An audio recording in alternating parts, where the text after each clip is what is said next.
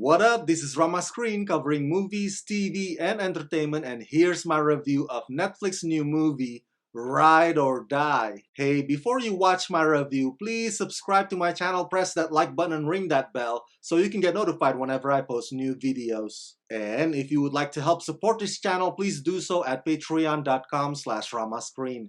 That's patreon.com/ramascreen. Let's rock this. First up, I would like to say thank you to Netflix for granting me the screener to this new movie that hails from the country Japan. The best way to describe this is, if Thelma and Louise is one of your all-time favorite movies, then odds are you are gonna find Ride or Die irresistible. But clocking in at 142 minutes, the runtime can really test your patience. It is, after all, a road trip movie that takes its sweet time. With that said, this heavy, heart-wrenching drama really digs deep into the exploration of friendship, sexuality, and the distance a person is willing to go for the one they love.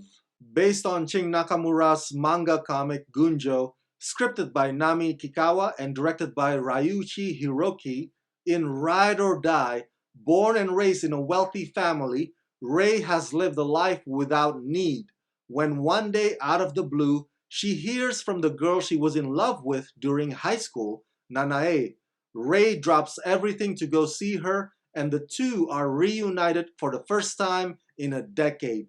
But Rei's happiness is short-lived as she sees Nanae covered in bruises inflicted on her by her husband.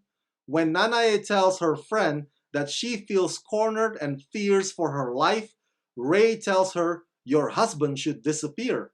Nanae mutters, "Will you kill him for me?"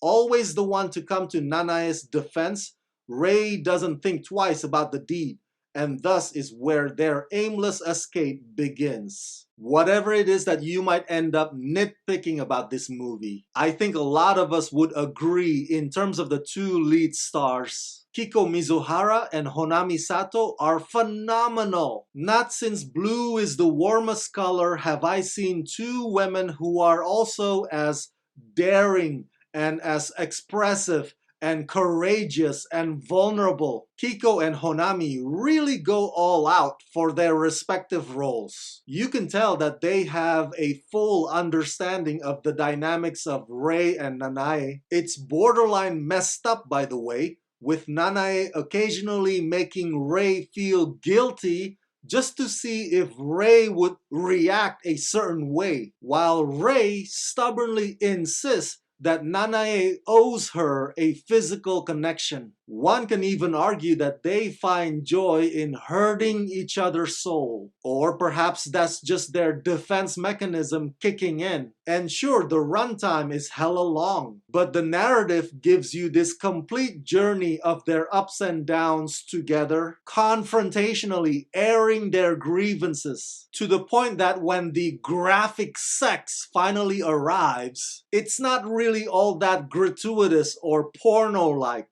because you already have this whole emotional context surrounding or enveloping that collision. The cinematography is exquisite. Ryuichi Hiroki directed this film with sensibility and an eye for what's visually captivating. The film keeps it character-driven from start to finish. And overall, it's a fascinating portrait of a complicated relationship that's not meant to be.